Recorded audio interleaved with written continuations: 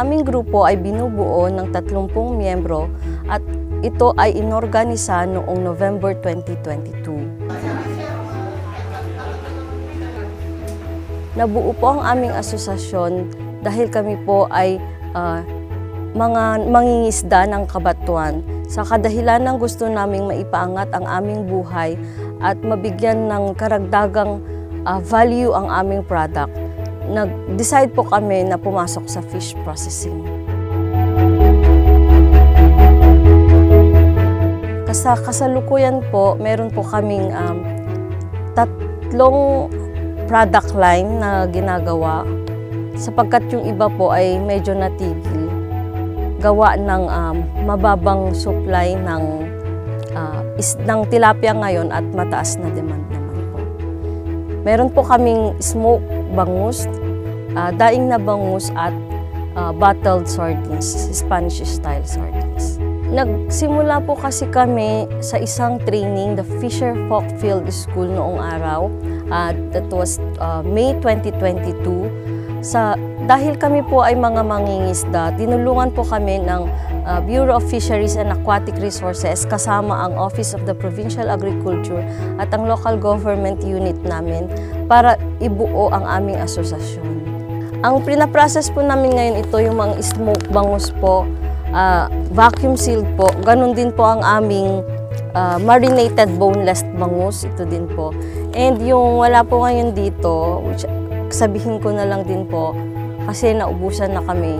Nagsi-zero out inventory po kasi kami doon, ang Spanish style bottled sardines. Nakarating naman na po kami hanggang NCR kasi naka-attend na po kami ng Manila Food and Beverage Expo o yung MAFBEX sa World Trade Center po. Ang aming kooperatiba o ang aming asosasyon po ay binuo po namin sa 3 sektor. Ang una ay yung rice farmers, pangalawa po yung mga fish farmers or yung mga nag-grow out ng tilapia, at ang pangatlo ito yung mga fish processors po. So doon sa fish processors po, nakatulong ito sa mga miyembro na kababaihan, lalo na po sa mga kababaihan na walang trabaho sa bahay, kasi po sila na mismo, kung sino po yung membro ko, sila din po yung mismong nagpa-process. So yung labor fees po, malaking tulong na din sa kanila. Nakatulong din po ang aming sales strategy kasi commission-based ito, at kung ano yung mabibenta nila, may directly na commission na sila. Sa ganung paraan po, mararamdaman nila na malaking tulong ito dahil nadadagdagan po yung kita nila sa pang-araw-araw. Sa farmer side po, nagkakaroon po kami ng boses sa LGU. Bilang presidente po kasi ng Cabanatuan Fishers, membro din po ako ng MAFC o yung Municipal Agriculture and Fishery Council, kung saan naibibigay sa amin ang mga impormasyon na dapat para sa mga magsasaka, mga benepisyo para sa magsasaka, at ito ay naibababa naman para sa mga membro ko. Gaya po ng mga ayuda ng seedlings, mga abono, nakukuha naman po ng aming mga members. Ganun din po sa mga grow out side, kasi dito nakakahingi kami ng tulong sa BIFAR pagdating sa mga fingerlings po. And then kung may demo na available, techno demo ng fisheries, kami po ay nabibigyan ng pagkakataon na ipa-evaluate ang aming mga fish ponds para magkaroon ng bagong teknolohiya na pwedeng i-adapt ang aming grupo.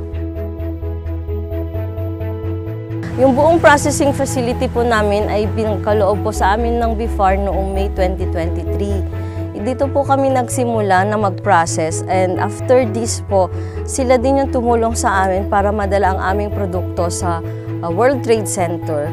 So mula po sa technology na inadapt namin mula po sa kanila, pati sa paglilinis, pag-process, pag-seal, and yung mismong technology po, sa kanila po galing lahat. Yung pangasius po, yung fish skin pangasius with different flavors po, yung gusto namin. Chicharon style po siya, crunchy, may lasa na hindi mo na kailangang isawsaw pa sa suka. Yun po. Ang kagandahan po noon, tie up din po kami sa ibang mga association groups or schools at tinulungan naman po kami na i-provide nila ang pang-gaseous skin para sa amin para mapag-aralan at makita kung paano namin ibenta ito. So, ayun po. Sa ngayon, ang kulang na lang po namin doon ay yung packaging side niya at pwede nang ibenta. Sa taste-wise, I think pasok naman po siya sa panlasang Pilipino. Yun po kasing fish skin chicharon namin ay galing po yon sa skin ng pangasius or cream dory. Yun po yung pinagbalatan ng mga fish fillet kung saan hindi po nila masyadong kabisado kung ano ang gagawin nila doon sa part na yun ng isda. So, imbes po na itapon or gawin lang na kung ano-ano, pakain sa mga hayop, pwede naman pong i-innovate natin at gawin nating fish chicharon. I think mas healthy pa rin siya kumpara naman sa chicharong baboy kasi almost yun din naman po ang gusto nating i-achieve. Sa ating pong ahensya sa gobyerno na Department of Agriculture po and the Bureau of Fisheries and Aquatic Resources, walang hanggang pasasalamat po sa inyo sa pagtulong niyo sa aming grupo para umangat. Alam ko po na marami pang kulang ang aming grupo at malayo pang patutunguhan. Sana po hindi po kayo magsasawa na tulungan at i-assist ang aming grupo para ma-achieve po namin ang mga visions namin at matulungan ang aming members na maiangat ang living conditions nila.